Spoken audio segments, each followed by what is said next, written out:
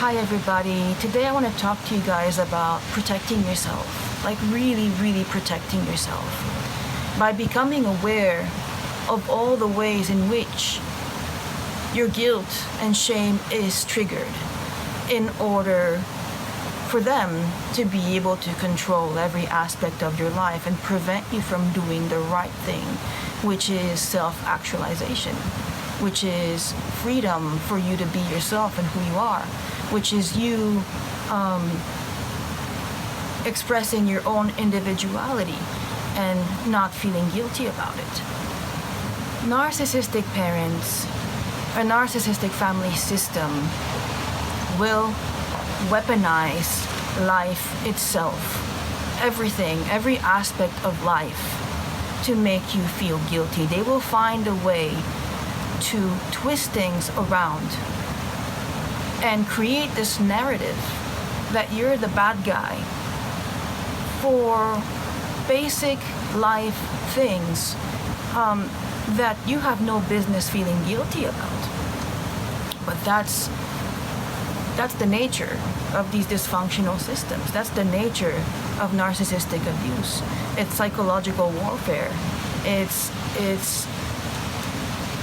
the conditioning of your emotions so that they can use them as weapons.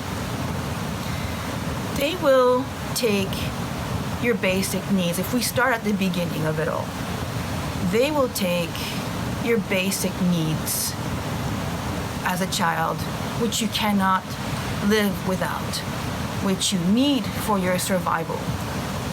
They will use those as a tool to control you. They will say, I gave you shelter, I gave you food, I clothed you, I gave you life. They will say these things to you to trigger your guilt and to keep you in control, to get you to do what they want you to do. Now, those things are actually parental responsibilities. If they don't do these things, they go to jail, you know? They have to do these basic things. When they decided to have a child, that's what they signed up for. A narcissistic parent will take those things and they will create this feeling of toxic guilt within you. It's a type of guilt in which you feel like you owe them. You owe them your life. And therefore, if you don't listen to them, you're a terrible person.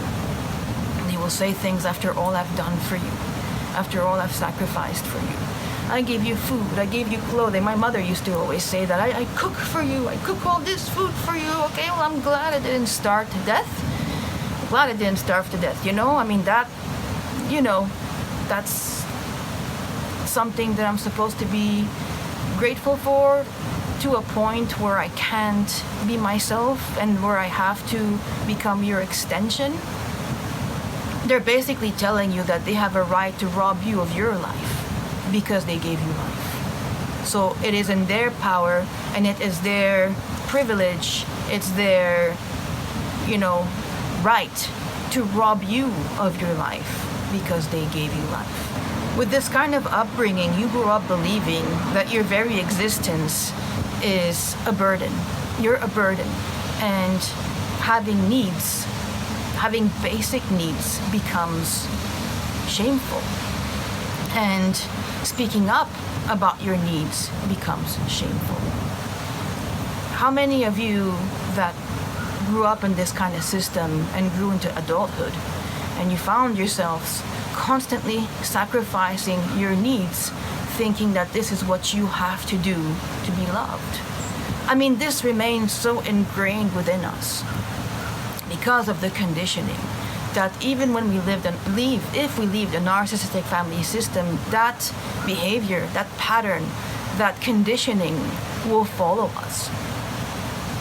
And we become afraid of telling our partner that we have needs that are unmet. We become afraid of speaking up. We become afraid of we forget to take care of ourselves. In fact, a lot of us completely neglect ourselves for love.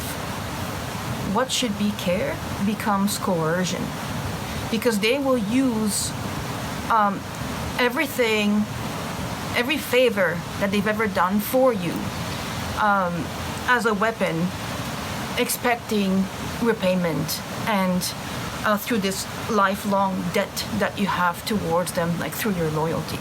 And if you want to assert your independence, you will often be met with absolute tantrums because of this.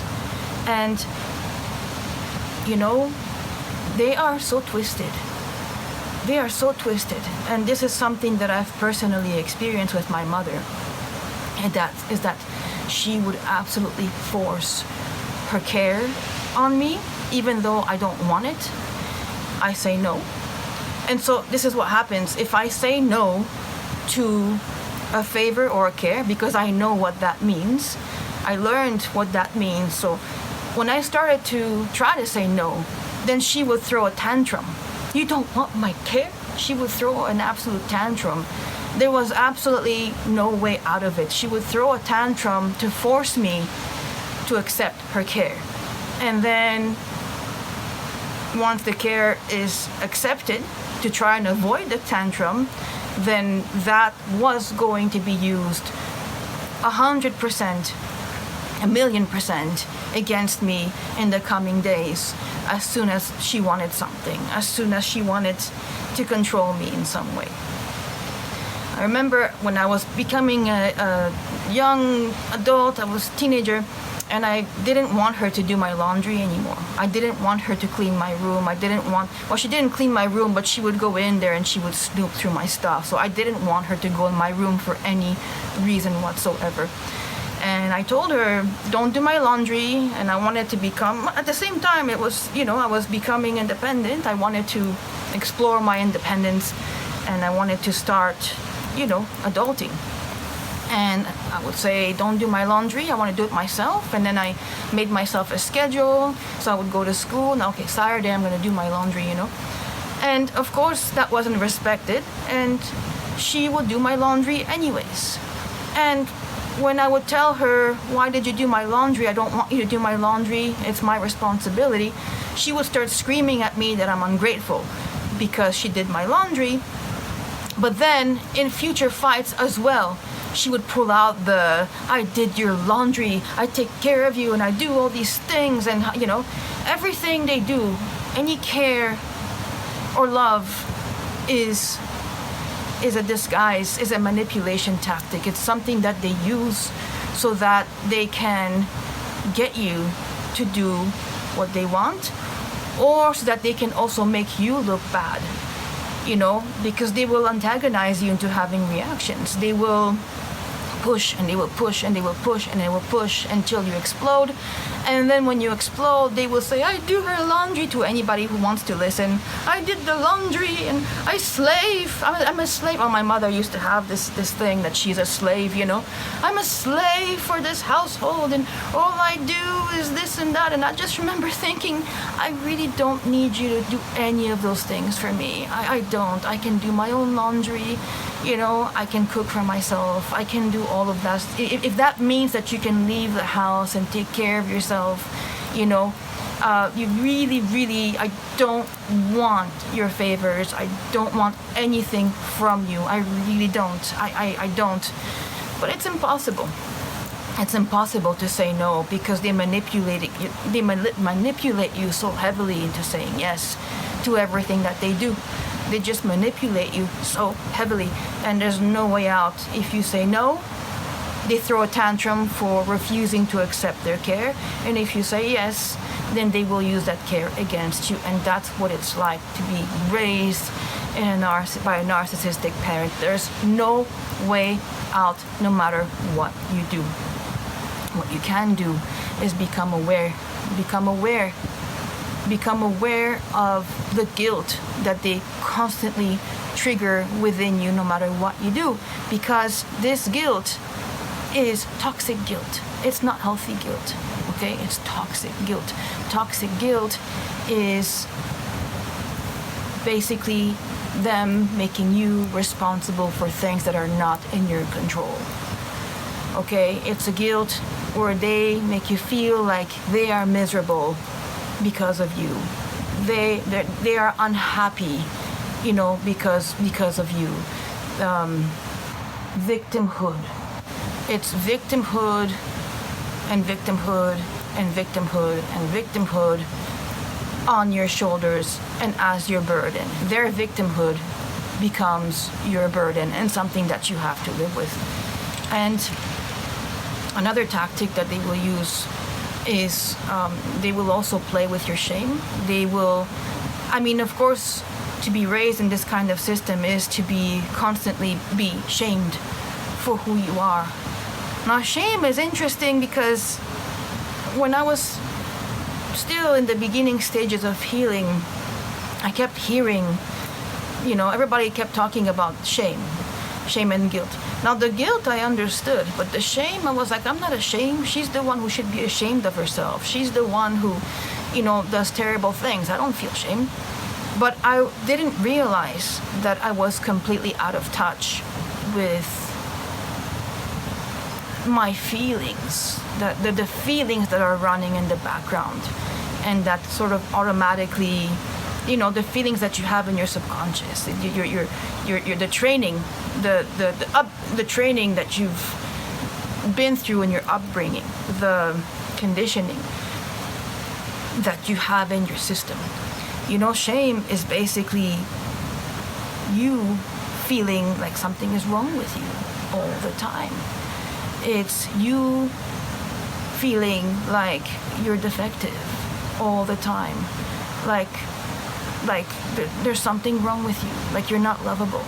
Like it's impossible for you to connect with people and to be loved and to make friends because you're too damaged, And, a narcissistic parent will exploit your vulnerabilities to assert dominance.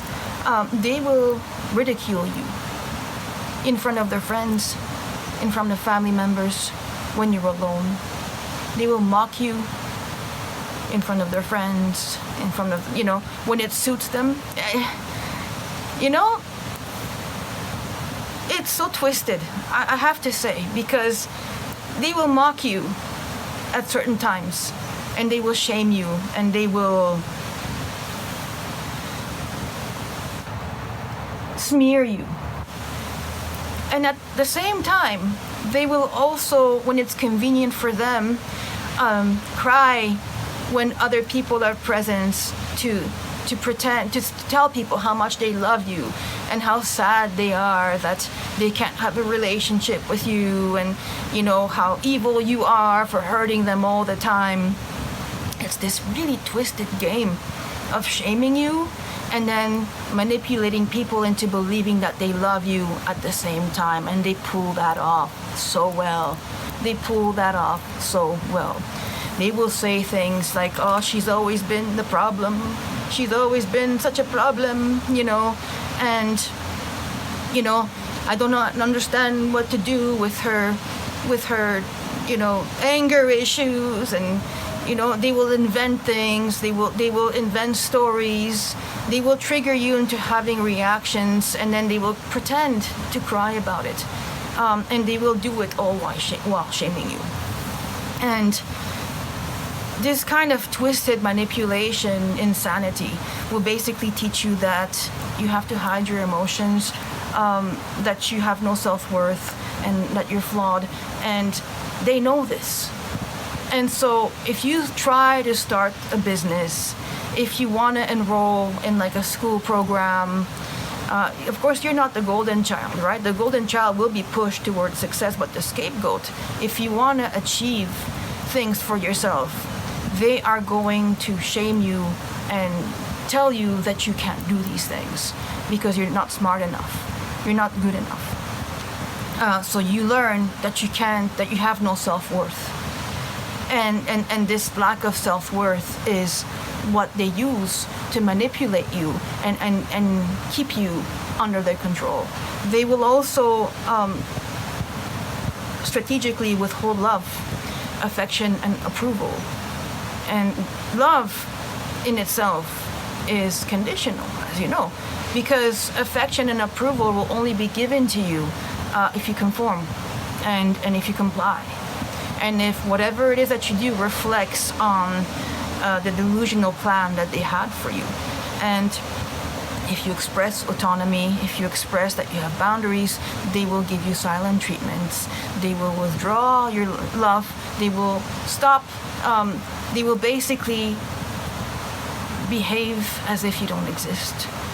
And of course, when you're a child and a parent gives you the silent treatment, it is absolute emotional and psychological abuse for a child who depends on their parent for life, and to be treated like they don't exist. I can't even explain in words the damage that this can do to a person, to have a parent who raises you with the silent treatment. And you know what's so ironic, and it's another personal story, is that they had these strange rules, like they would always get angry if I didn't call, like if I was busy with school or something, work, school, and that kind of thing. If I didn't call for a week, my father, if he would call me, I knew that he was going to yell at me, because it was my responsibility to always call them. It was always my responsibility to make the first move. It was just this hierarchy thing, They could never call to see how I'm doing genuinely without making a comment about anything. Without commenting or without a reaction. I always had to call first, and if I didn't call first and they called me first, I knew that I was going to be yelled at. I knew that I was going to be yelled at and shamed for not loving my parents and for not caring about my parents, and after everything they've done to me, and I don't even give a phone call to them. But however, she, on the other hand, she could give me silent treatment that lasted for months. When I was a child, a teenager, and an adult. That never changed. It was she would she would invent scenarios in her head. It was fictional fights that came from her own sickness, And to me, it's nuts that this is something that's completely enabled by the people that watch this stuff. Silent treatments, silent treatments, anything could be a good reason to give a silent treatment. One time, I remember I was living abroad, and I know she was going to go to Poland to visit her sister, and I called her to wish her a good trip. And I just said, "Hey, Mom, I just want to wish you a good trip. I hope it goes well, and bon voyage, Then there was silence for a few minutes, and I was like, okay, something's coming. And then she exploded. "Is that all you have to tell me? You're calling, how dare you address me in this tone?" And we were on the phone. There was no tone. What it was is that she always gets anxiety when she travels. She always gets absolute anxiety when she travels, and she has no self-awareness about this, zero self-awareness. And so, of course, when I called her to wish her happy trip, it needed to come out, that pent-up, aggression. It just needed to come out. And even though I called her to wish her a happy trip nicely, that's what happened. She just exploded on me. And then a silent treatment ensued. And like a month or two later, I was actually scheduled to do a back surgery. And in that back surgery, there was something happened while I was on the surgery table, and I nearly died. And that's an experience maybe I'll share another time, but that happened. And when I woke up, I had to relearn to walk, and it was a very painful surgery.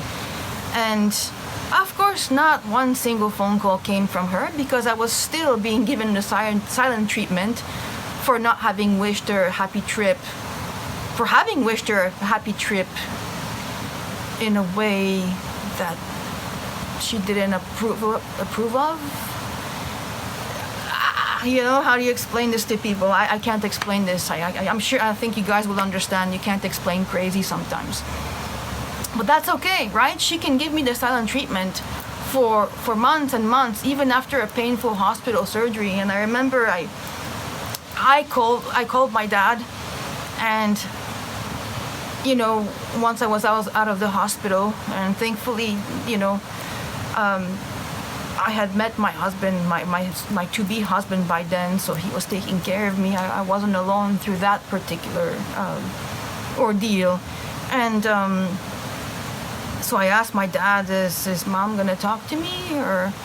And then he said to me, she doesn't need to talk to you because I'm talking to you. So I'm talking to you for both of us.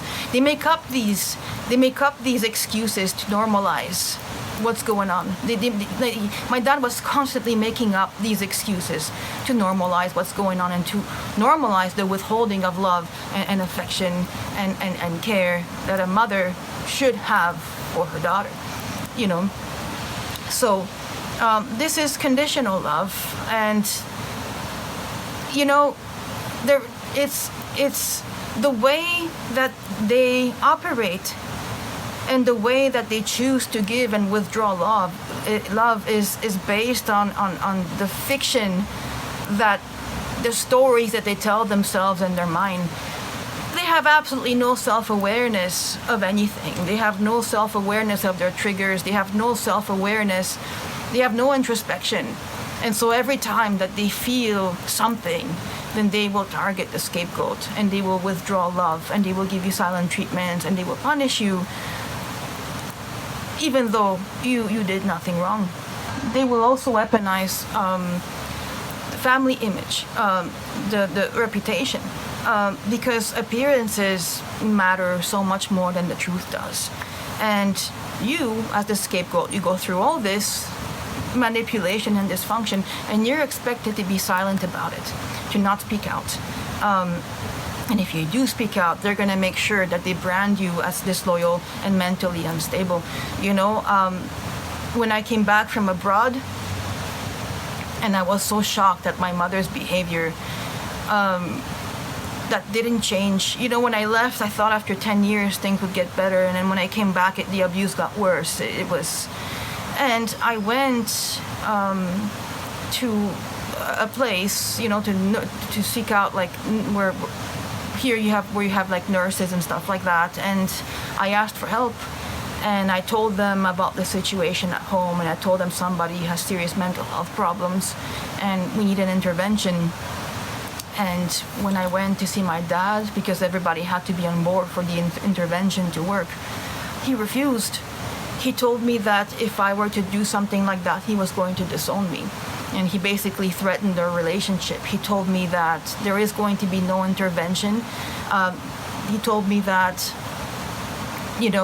he basically said a lot of word salad to convince me not to go, to tell me that there was going to be no intervention. And that there were going to be consequences against me if I did something like that. And a part of the reason why is because of the family reputation. You don't want to tarnish the image of, like, the good Christian family, and the church-going, respected in our community, people that are respected in our community. You can't have something like that happen and actually, put somebody, under care, under mental health care, for her to get better. Because, her behavior, like the stuff that I tell you guys in my videos, is actually, there's so much more to it. There was so much stuff that she was doing that was so sick.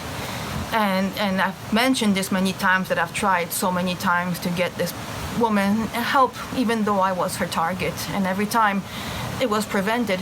And so I was the one who was made to be irrational, and I was gaslit and made to believe that the root of the problem is not that there's something wrong with her, that she has mental health issues that need addressing, but that my character is what triggers this woman's illness. my character is the reason why this family is falling apart.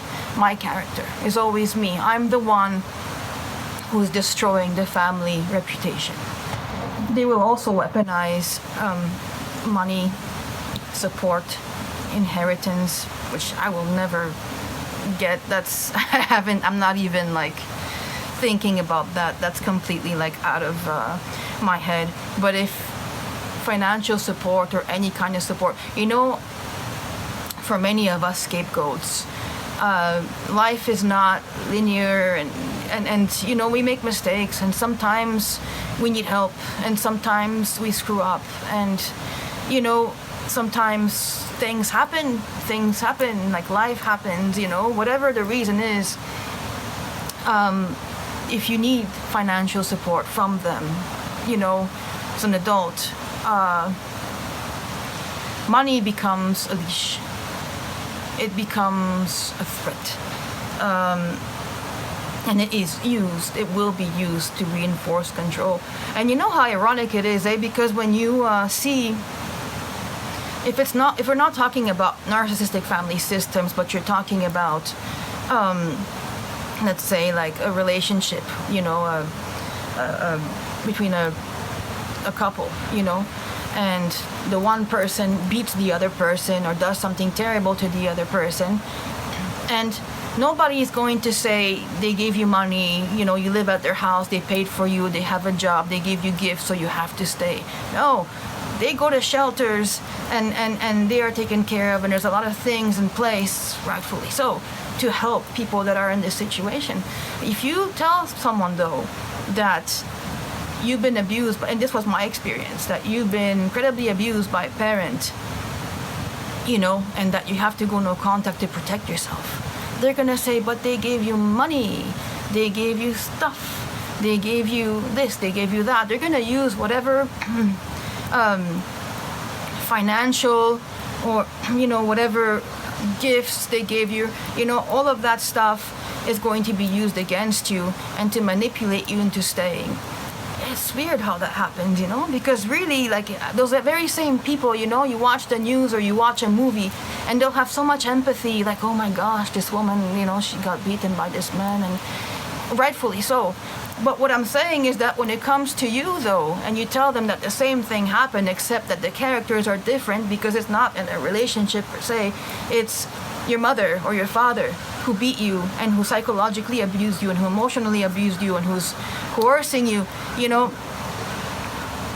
outsiders will not always, in my experience, that was my experience, they will tell you you only have one parent and they give you money and they gave you help and you're so ungrateful. And that becomes such a weapon. It becomes such an insane weapon that they use to keep you under their control.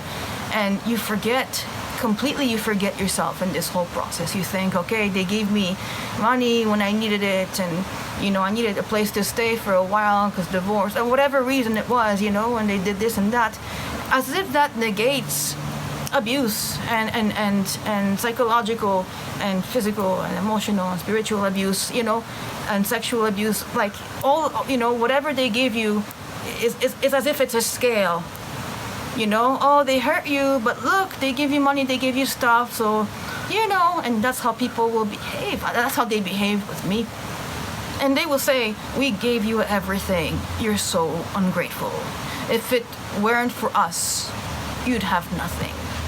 If it weren't for us, you would be nothing, and you'd have nothing, so you better behave, and you better do as you're told, and keep your mouth shut. And there's so many of these. Victimhood. The victimhood will be weaponized. They will feign illnesses, and they will create a crisis, and they will constantly make themselves to be the victims. They will use their own suffering or their own pretense at suffering to manipulate their child emotionally, and they will exaggerate their pain. My mother has been dying since I was a child. One of the first times that I went no contact, my father told me that she was dying of cancer and I had to go back.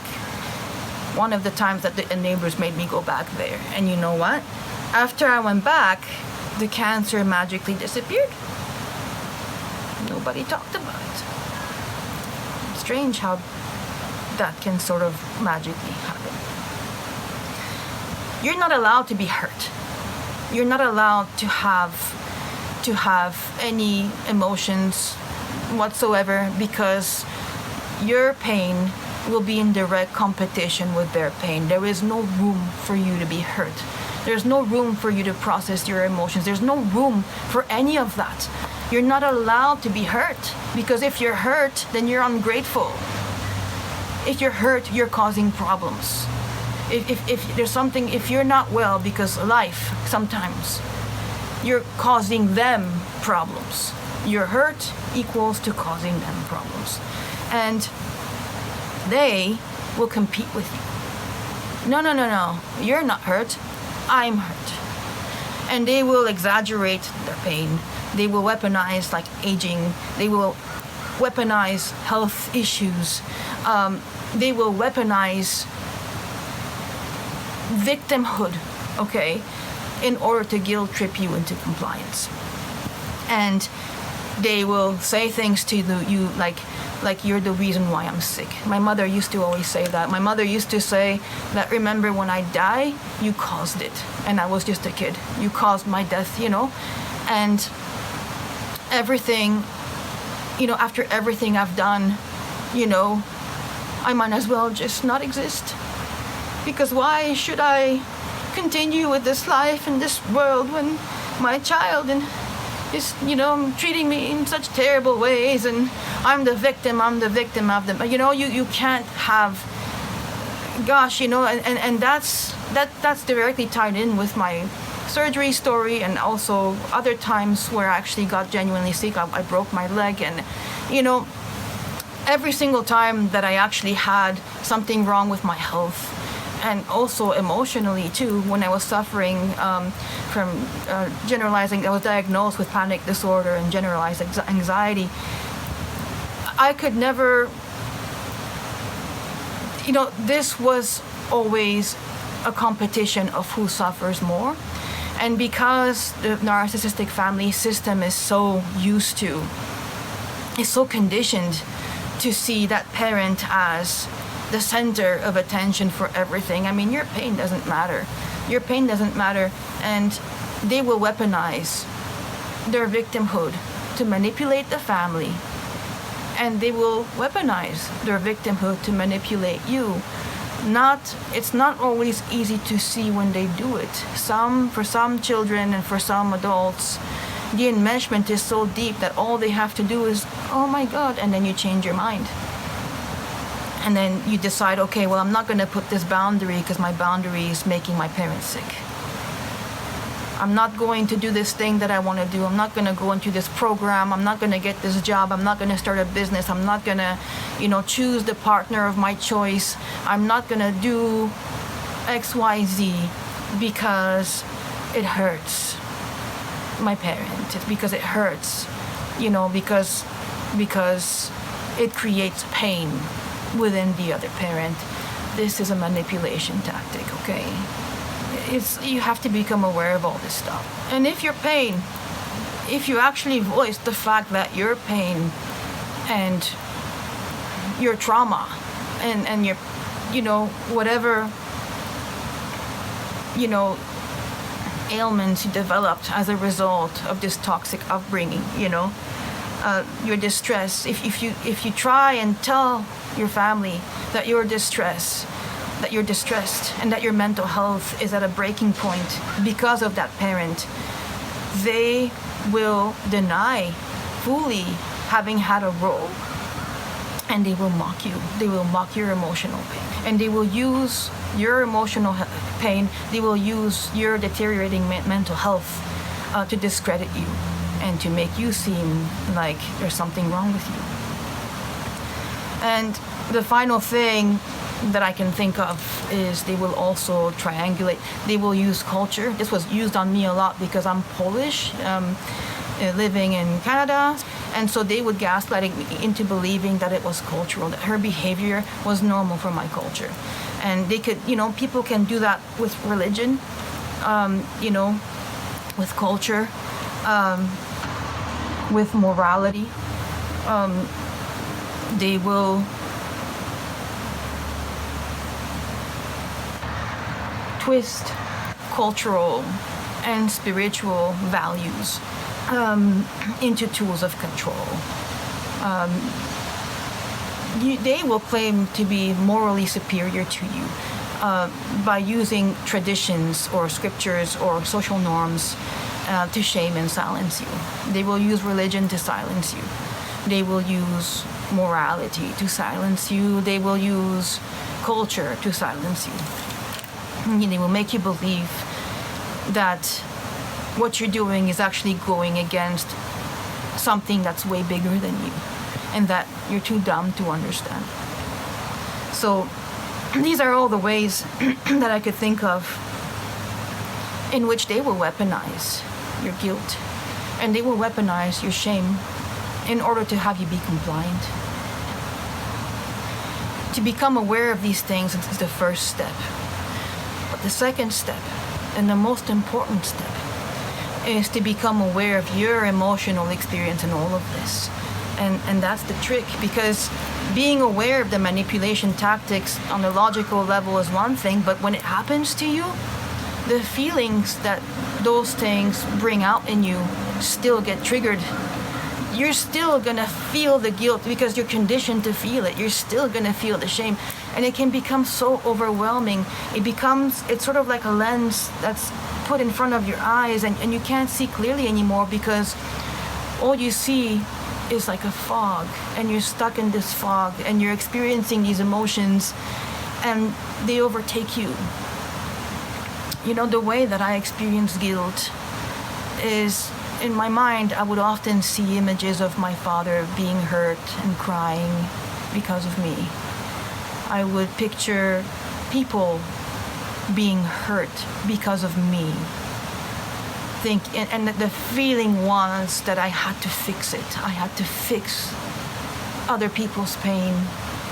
I didn't want to carry that burden, and yet I did. And sometimes, every once in a while, I still get moments, like especially if I dream of my father, I don't even know, I've been no contact with all of them, so I have no idea if they're alive or if they're dead. So it's very difficult to put that in your mind. It's complicated grief, And I'm doing really well, but every once in a while, I'll still get moments where I will see my father in my mind, and that connection, I'll feel that connection still, And when that happens, the first thing is that don't fight what you feel, because the more you suppress your feelings, the more they're gonna come out strong at you. And so logic is not really, of course logic is important, education is super important, but also equally important is for you to actually not deny what you're feeling, and to really allow for those feelings to surface and cry it out and give yourself permission to feel them. But at the same time, you must view them as an experience that you're having. It's not necessarily reality. This is an experience that you're conditioned to feel. It's an experience. And so, okay, I'm feeling guilty, and I'm gonna cry it out, and I'm gonna give myself room to experience this emotion, even though it's so uncomfortable, and it feels so horrible, and so draining, and so crushing. I'm still gonna allow myself to feel those feelings. I'm gonna give myself permission to have them go through me. I'm gonna have a cry, and then eventually, as you practice doing this, keeping awareness that you're having the experience of guilt. You're not guilt itself. You're not shame itself. You're having an experience of guilt. You're having the experience of shame. So remain conscious of this, that this is an experience. Your body is giving you a message. Your body wants you to receive this message. So allow yourself to Feel what you're supposed to, what you feel. Like, don't fight it. Just feel what you feel. Name it. Okay, I feel terrible. You feel guilty, but don't act on it. Just let it pass and stay calm. And when, the moment passes, go to your journal about it. And it's so important to keep a journal. It's so important to keep a journal precisely for these moments, because when you feel, the guilt overtakes you, cry it out, and then go to your journal and read through it. And read, okay, why am I no contact with them? I mean, that's a journal prompt. Like, why did you go no contact? Write down everything. Who's the enablers? What did they do? How many times did you try to fix the problem? How many times did you actually try to talk things through? And how many times did you tell them that you were getting sick? How sick did you get from these dynamics? And did anybody care? Did anybody care about the way that you were feeling in this whole situation? And the answer is no, because the narcissistic parent took all the room and all the attention was on them, and they made their decision. They chose the route of denial. They chose the route of suppression, okay? They chose the dysfunctional, they made dysfunctional choices. And that's not your fault. You didn't abandon them, they abandoned you. But they will tell you that you abandoned them, okay? That's all part of the game. They abandoned you when you were young. They abandoned you. They've been abandoning you over and over and over and over again until you got so sick. And still, when you got sick, it couldn't register. So you need to matter to yourself. Your pain, your story, your life story, everything that you've been through is legitimate. It's something that you've been through. Even if they refuse to see it, that doesn't mean that it's not real. Okay? It's just that you're coming from a dysfunctional system where everything has been weaponized against you. So you gotta remind yourself of what you've been through and why you've been no contact, and journal everything so that you can look it up when you get those moments of grief. But do give yourself permission to feel them so that they can exit your body, okay?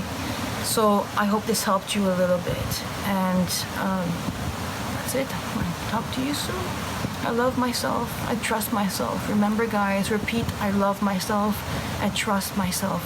Trust yourself. Trust yourself and trust your journey. Be free of them. Be free of them.